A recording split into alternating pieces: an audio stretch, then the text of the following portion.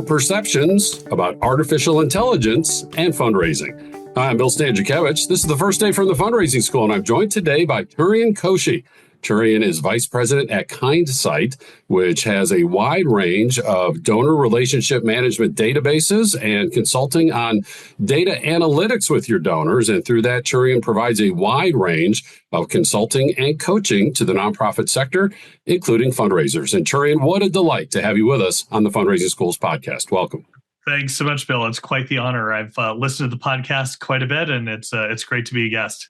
Well, it's very kind of you. Thanks for that word of encouragement. I'll pass that along with my colleagues who make this possible. Cherian, let me ask you, donor perceptions of AI. This is a study that came out in 2024. And first of all, what led you to conduct this survey? That's a great question. So I'm part of Fundraising AI, which is a global group of individuals who are working to shore up what AI looks like in our sector, to do the work of particularly the technology of artificial intelligence in an ethical and responsible way. And we were actually at the Bridge conference doing a meeting of the Fundraising AI folks, and Nathan Chappell, who works at a competitive organization, works at Donor Search, was sharing some of the consumer research around consumer perception of AI. And we actually ran into each other on the street a few minutes later and said, nobody's talking to donors. And this is what we do. We generally talk to donors about the things that they care about. And so we decided, actually separate from our companies, to individually self-fund and self-run this study, primarily for speed, but also to avoid any appearance of, there's a technology company driving the decisions around what donors how they might answer, how they might perceive it. So it's just us individually. We came up with about 15 questions, and this was in August, September of 2024. We looked at a group of donors who had given to nonprofits over the last 12 months, and then asked them those series of questions to see what did they care about. And we were thrilled to be able to do it quickly, to be able to get reasonable information. As we've talked about before, there are limitations to this and every other study, but we wanted to add to the aggregate data set around some of these discussions. And as we continue to understand the study, before we dive into some of the findings, are these high net worth donors, the so-called everyday donor, a little bit of all the above? Who are these donors who you identified?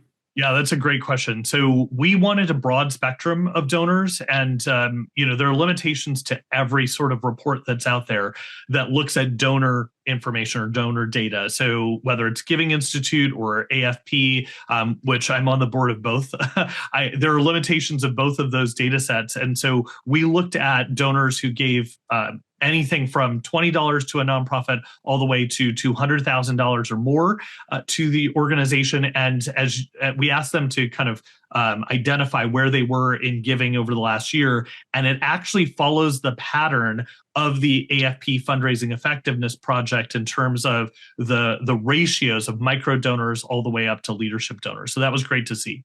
Wonderful. So a broad sample of donors, and now you're bringing them these 15 questions. One of the things that I wonder about is, how did you describe artificial intelligence and fundraising to this sample set? Do they think it's Hal who won't open the door? Do they think it's an avatar who's sitting across from them from the table asking them for the gift? Or was it more some of these mechanical processes that are using AI, like writing that first draft of the donor letter? How did you describe AI when talking to the folks you were surveying? Yeah, so we didn't go too deep into all the different use cases, because as you can imagine, in this day and age, there are hundreds, if not thousands, of different use cases. We did bucket into some common use cases along the lines of solicitation of funds, donor communications like personalized emails, financial management and fraud detection, program delivery like chatbots, and then impact measurement or analysis. So those were kind of some of the broad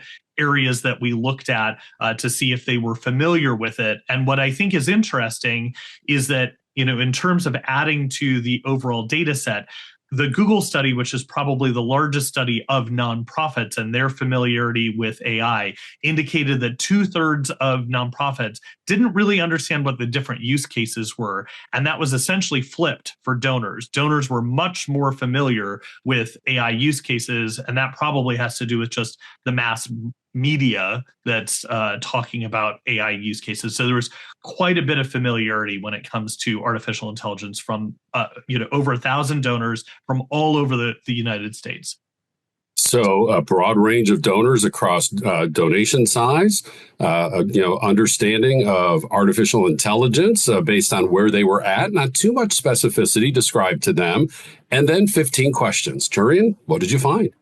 So there's a number of interesting ideas that come out of this. And I think Nathan and I would be the first to say that this is directional, not dispositive. We wouldn't ever suggest to a nonprofit that they take this data and then run blindly with any of the specific recommendations that we offer. But the idea is that it sparks conversations inside of your organization. So first and foremost, of course, knowing that your donors are familiar with AI is a starting point for the conversation with executive leadership and boards around we should be paying attention to this and we should really consider what this means for our organization. The other piece that I think is sort of top line is how donors feel that AI can be useful in enhancing charities' efficacy. So if you're following along with the study itself, this is question 11. And what we found is that the plethora of donors, the largest percentage of donors, were either said, yes, definitely, we think it can enhance charities' effectiveness, that it might somewhat impact the effectiveness, or that they're unsure. And so when we look at that compared to no, definitely not of 8%, donors are saying that there's opportunity here. So combined with their familiarity and their interest in charities' effectiveness, I think there's opportunity. Of course, donors are concerned with what AI has in store for us, and I think we're all in the same boat when it comes to those types of concerns. So, of course, privacy and data security, 60% of the little over 1,000 donors indicated that that was an issue that they were potentially concerned with, which is not surprising, I think, given all of the different data breaches that are out there that have happened recently, including an insurance company that had a data breach in the last day or two. These are all concerns that are top of mind for every single consumer, and of course, every single donor. So when we think about that in context, having an AI policy in place and data security policies in place for nonprofits is incredibly important. But what edged out privacy, and this was a bit surprising to us, what edged out privacy was lack of human connection when it comes to AI. And I think that is reassuring to me, having spent so much time in fundraising, that donors are saying we want the human connection in a generosity experience, in a philanthropic discussion.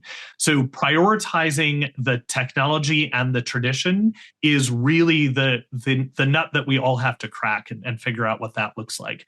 I think the other piece that was interesting is comfort with different pieces of AI technology. So I think if you look at the headlines and you try and see some of these pieces that over-index or under-index, you could separate out, like one was on a scale of 1 to 5, one was a 3.2, and one was a 2.8.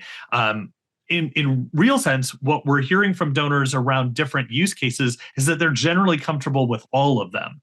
They really want to see how this plays out, whether it's solicitation of funds or the use of AI for fraud detection or financial management or for impact reporting. They're generally comfortable with all of these. Now, that that was surprising to me because in all honesty, what we were hoping from the study was that donors would say, we're really uncomfortable with certain uses of AI. Please don't put a video avatar of a fundraiser in front of me and force me to interact with a video avatar. And they didn't say that. They were open to it. And so there are pros and cons of that depending on your particular bent. And we won't discuss that here today. But in general, there's openness on the part of donors to at least try out those different versions of the technology. I think the other piece that got a lot of attention was around the fact that a small number of donors indicated that they would be more likely to donate if an organization used artificial intelligence, less than 10%. But when I think the first caveat to that is that this is self-reported data. We're not asking, it's not behavioral data. We're not looking at an AI fundraising appeal and then testing that against a purely human-generated appeal. But also that when we looked at, it's not going to change my decision of whether to donate or not. That was actually the largest response. It's not going to matter. And so as a nonprofit, what I would take away from this is there's lots of opportunity to unpack and disaggregate the data and think about what this means. But it's less scary than most nonprofits think it is when it comes to how donors are approaching it. Now, is every single donor going to act that way? Absolutely, of course not. We don't want to make those types of assumptions. But it does give us a little bit of running room to think about building those policies, looking at use cases, and starting to implement what that might look like for our own organizations. Generally, what I would say is start with internal use cases to improve effectiveness within your organization. And the easiest example of that are things like your employee handbook or your gift acceptance policy. If I had a nickel for every time I had to answer a gift entry question for my team by email or someone coming into my office, I'd be retired at this point, right? Those questions come up over and over and over again. So if we have this information in a chatbot where someone on our team can just ask that question and get the specific answer and the link to that part of the document, that saves everyone time. They get the answer in real time. They get you don't have to repeat your answer to every new person. There are then applications of specific bits of information for donor-facing scenarios. One of my little party tricks when I do this with universities or hospital systems or other nonprofits that bring me in to talk about AI implementation is I'll scrape the giving portions of their website in a few minutes and then create a bot, and then they'll be able to interact with that bot, and I'll ask them, how many of you know your EIN number by heart? A few people raise their hand and they're like, well, I have a sticky note on my computer. Now, if you have a donor who's thinking about making a stock gift in the middle of the night, where are they getting that information? Do they have to search for it, or can they just ask a bot that question and have that information show up along with the stock form so that they can do that in a frictionless way, in an easy way? Can we solve some of those simple problems? And then my real recommendation, I know Nathan agrees with this as well, is to involve community members, maybe share the data from the study, but have them part of a conversation around here's what we see as use cases, what's working for us, what we want to try, and get input and feedback that evolves this study into a bespoke version for your own nonprofit that allows people to have a feedback loop and input opportunities into what you're doing, because each organization has a unique DNA and an opportunity to strengthen trust and relationships with their community by leveraging this. But our real hope is that people look at the study and the data sets that are available that are completely ungated and open source and say, we want to explore this further. We think there's a whole lot more to be done in the space of studying how donors self-report, but also how donors react to artificial intelligence as we think about what this looks like for nonprofit organizations in the next several years. I think we all know that our jobs are going to change significantly, or as I want to say, our jobs will change more in the next 5 years than they have in the last 15. So we hope this prepares us a little bit better for those changes. So 5 themes that Cherian described coming out from this study. One is that donors appreciate if artificial intelligence helps us at the nonprofit level be more effective and more efficient. Although, secondly, like us, there are concerns about donor privacy. Thirdly, they are concerned about missing out on the human touch. And though they did say there aren't any huge red flags, any huge concerns just yet about AI and fundraising. And fifth, kind of summing all that up, is why, as of now, the use of AI is not influencing the donor decision, either a higher gift or no gift whatsoever. And the study also makes the point, and Cherian was describing this towards the conclusion there, about the importance of open communication with our donors. Fundraising happens at the speed of trust. And so to be transparent about our use of AI in fundraising. And Cherian, we have an interview with Travis Testers, a wonderful fundraiser in central Indiana, who talks about, because AI is helping him be more efficient with his time back at the office, it is gaining 8 to 16 hours a week. And I asked him to measure that in donor meetings. He said 2 to 4, sometimes 5 or 6 more donor meetings a week because of my use of AI. So it would seem that would synthesize a couple of your findings, right? A nonprofit becomes more efficient with their time.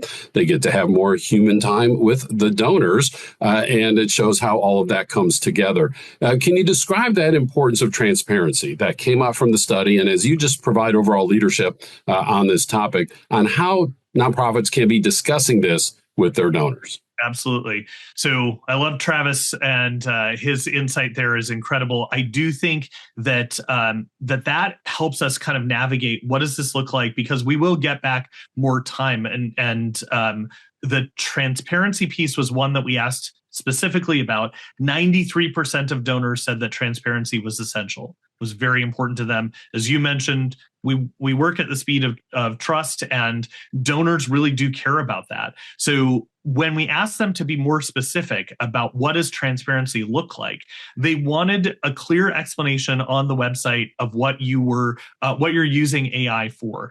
And a really excellent example of that is the Furniture Bank of Toronto. Furniture Bank had a little bit of controversy a couple of years ago by using AI-generated images. And with a very small team and a very short amount of time, they put together a responsible AI manifesto that you can go look at, and you can see how they're using AI, why they're using AI. And what I would suggest when you think about having that information on your website, that's sort of going to be, I think, table stakes for most organizations moving forward.